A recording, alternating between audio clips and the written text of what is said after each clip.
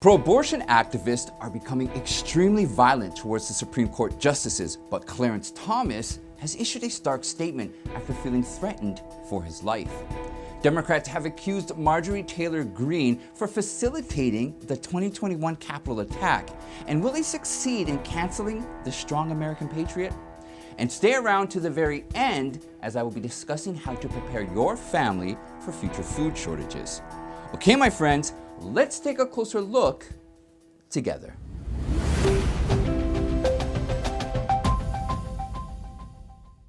Are Democrats threatening our Constitution? The Supreme Court is not the ones that will get the final word on Roe versus Wade.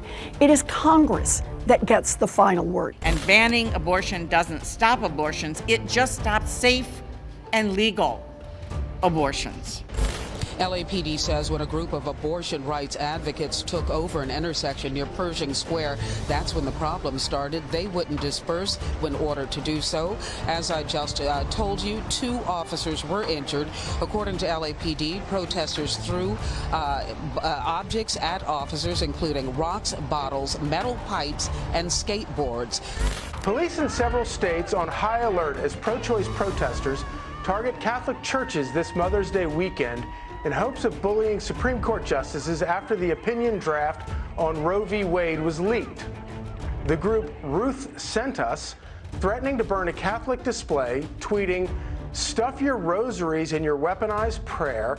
We will remain outraged after this weekend, so keep praying.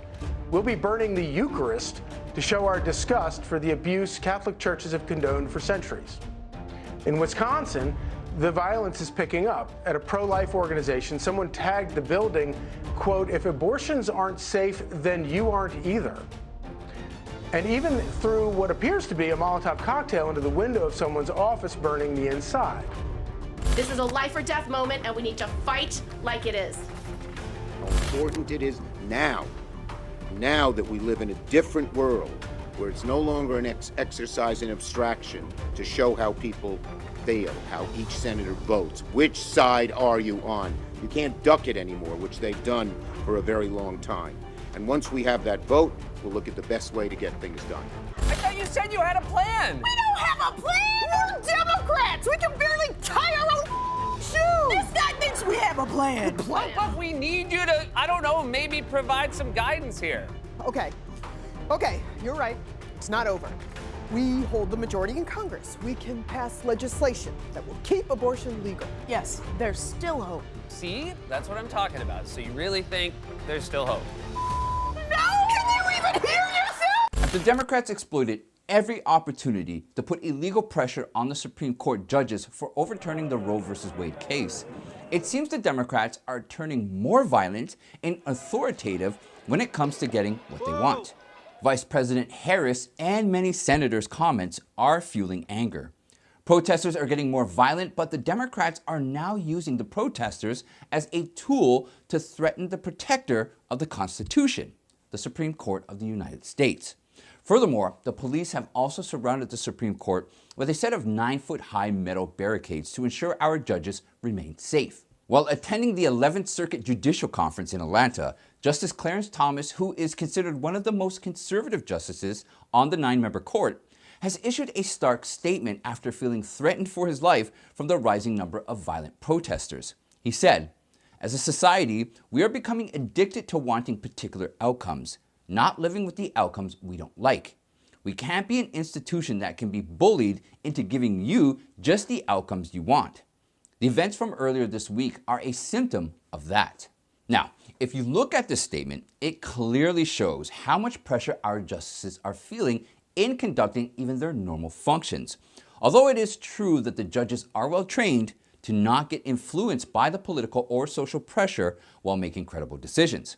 However, after looking at the violent comments of the Democrats that have motivated the protesters to make the judges feel insecure in their own homes, it seems the sacred value of the Supreme Court in the eyes of the current generation is decreasing day by day. To this, Justice Clarence Thomas also said that the respect for the Supreme Court and the law is now decreasing in the eyes of the present generation as compared to the previous ones. Now, it should also be noted that this is the same Supreme Court that has stood by its citizens for over 2 centuries in protecting their fundamental rights. For example, in Miranda versus Arizona case of 1966, the court observed that while arresting someone, police are required to inform the person that he has the right to remain silent and also has the right to an attorney. The Supreme Court also observed that if the arrested person was not informed about these rights, then the judge would not accept any statement submitted by the police against the accused in the court. So if the Supreme Court had not taken this decision, then many innocent people would have suffered every day with illegal arrest. Taking another landmark example from the 1962 case of Engel versus Vitale, in which a New York school was forcing the students to recite the prayer initiated by the school officials. However, the Supreme Court held that it violates the First Amendment of the Constitution and directed every school from forcing the students to recite prayers. Steering towards Justice Samuel Alito, who wrote the leaked draft opinion, clearly stated in the draft that the state and its representatives have the ultimate authority to decide whether they want to ban abortion or want to consider it legal in the state. To be more specific, he said, "The Constitution does not prohibit the citizen of each state from or prohibiting abortion. Roe and Casey arrogated that authority. We now overrule those decisions and return that authority to the people and their elected representatives." However, despite knowing this fact, the Democrats are constantly trying to hype the issue to ensure they somehow manage to win the midterms, even if they have to crush the 200-year-old Supreme Court. And the misguided protesters, who are still not aware that Justice Alito has left their right in the hands of their state representatives, are now ready to terrorize the entire country. As Chief Justice John Roberts has directed the marshal of the court to investigate and identify the accused behind the leak of this draft, Justice Samuel Alito confirmed that we cannot allow our decisions to be affected by any extraneous influences, such as concern about the public's reaction to our work. We do not pretend to know how our political system or society will respond to today's decision overruling Roe and Casey. And even if we could foresee what will happen, we would have no authority to let that knowledge influence our decision. Former Attorney General Bill Barr also said, "This was an obstruction of the judicial process. It was an interference in the due administration of justice." Does anyone really believe Representative Marjorie Taylor Greene actually facilitated the 2021 Capitol attack? Or are they just scared of her and the type of power she will have in a Republican majority? Now they're coming after me to remove my name off the ballot. We're going to send our favorite president right back where he belongs, in the White House. A federal judge ruling that controversial Congresswoman Marjorie Taylor Greene is eligible to run for re-election. Republican Congresswoman Marjorie Taylor Greene is qualified for re-election. In their calculated effort to attack the Republicans without any credible evidence to base their claim, the Democrats have now failed to prove that Representative Marjorie Taylor Greene facilitated the 2021 Capitol attack. The case was filed by the Democratic organization Free Speech for People, in which they stated that Representative Greene either helped to plan the attack on the Capitol or intentionally marched towards the Capitol with the knowledge that it would result in attacking the Capitol. Furthermore, the Democrats also claimed that her political statements and actions violated the principles of the Constitution, thus making her unfit to run for the 14th Congressional District of Georgia. However, Representative Greene, who won the office for the first time in 2020 with a massive 75% of the vote, has now been released from all the baseless allegations after the administrative law judge Charles R. Boudrat declared that the Democrats have failed to prove every allegation imposed by them. Judge Boudrat said that the Democrats have put a lot of effort into proving Representative Greene as unfit for running in the upcoming elections, but no relevant evidence was discovered to support their claim. The decision of the court shared by Representative Greene in a tweet stated, "The burden of proof in this matter is on challengers. Challengers have failed to prove their case by a preponderance of the evidence. The evidence in this matter is insufficient to establish that Representative Greene, having previously taken an oath as a member of Congress to support the Constitution of the United States, engaged in insurrection or rebellion against the same, or gave aid or comfort to the enemies thereof under the 14th Amendment of the Constitution. Therefore, the court holds that the respondent is qualified to be a candidate for the representative for Georgia's 14th congressional district. Soon after the decision, Georgia's top election official and Republican Brad Raffensperger declared that Representative Greene is qualified to be a candidate for the office. Greene, who is a staunch supporter of former President Trump, said, "Democrats have seen how hard I fight for America First values with Republicans in the minority. So they are absolutely terrified to see me with the power of the majority. That's why a George Soros-style group launched an unprecedented attack on free speech, on our election, and on you, the voter." There is a global cooking oil crisis, one that will soon roast your kitchen. The world's biggest producer of palm oil has blocked exports. The world's biggest exporters of sunflower oil are at war. UK inflation hit a 30-year high of 6.2% in February and is forecast to approach 9% in late 2022. If the world runs low on food, who gets to eat and who doesn't? 2 weeks back, we uploaded a detailed video about the upcoming food crisis that could create war-like circumstances in the entire country, as Ukraine and Russia were responsible for providing around 30% of the wheat exports in the entire world.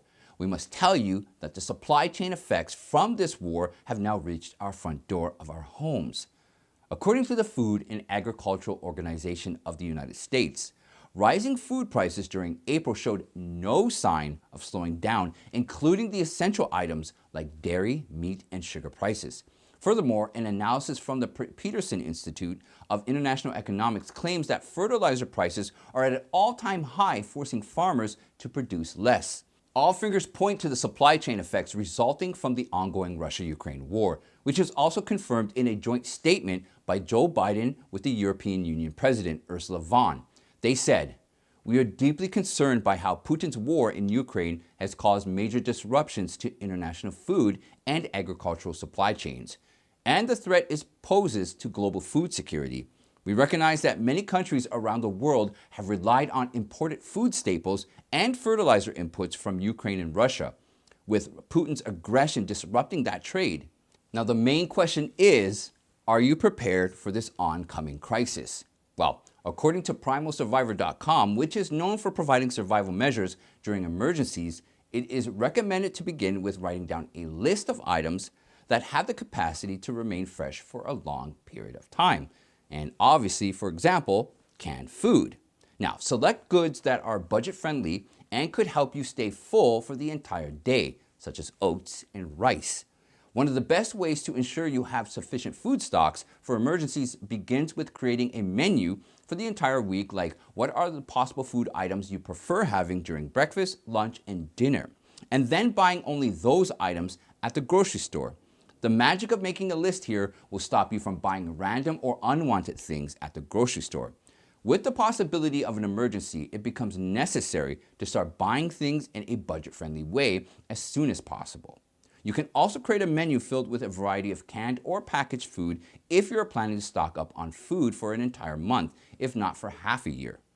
If you are running low on budget, you can start shopping at flea markets and thrift stores and yard sales for targeting low-price items.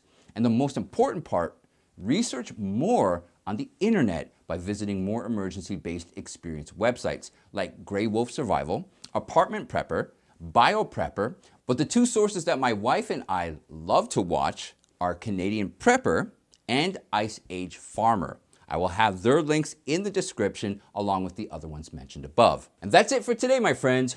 Don't forget to like and share, and most importantly, join our member site and support the mission to deliver truthful information. I'd rather depend on the generosity of you, people I can trust, than ever be dependent on YouTube again. Thank you all for spending time with me, and I'll see you next time.